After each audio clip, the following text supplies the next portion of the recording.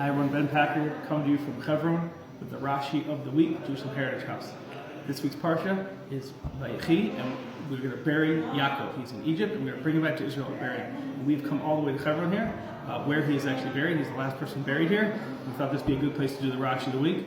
Also, there were a lot of attacks last week, and we want to make sure that everyone knows that there's no problem for Jews to come here. It's as good as it's always been.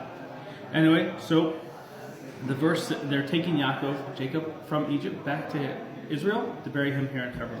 The verse says, they came to Goren Ha'atad, which is across the Jordan, and there they held a very great and imposing eulogy. So Rashi says, it's a little cryptic, so a lot of the stuff in this week's Parsha is cryptic, so just hang with me. It says, Goren Ha'atad, it was surrounded by thorns. And the rabbis expounded that it's called by this name because of the event which took place there. What happened?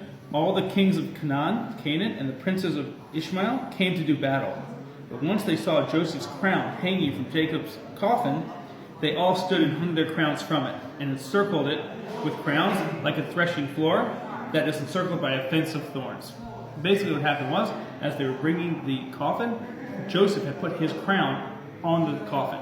And when the enemies of the Jewish people saw that crown, they got scared, and they took off their crowns, and they put it next to that, and they allowed them to go and bury Yaakov here.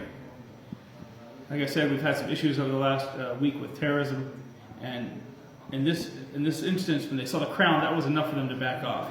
God willing, the flag of the state of Israel, or whatever it will be strong enough soon, that also, when our enemies look at it, they'll just back off right away. Hopefully we'll get to that point. Hopefully it'll be soon. Shabbat shalom.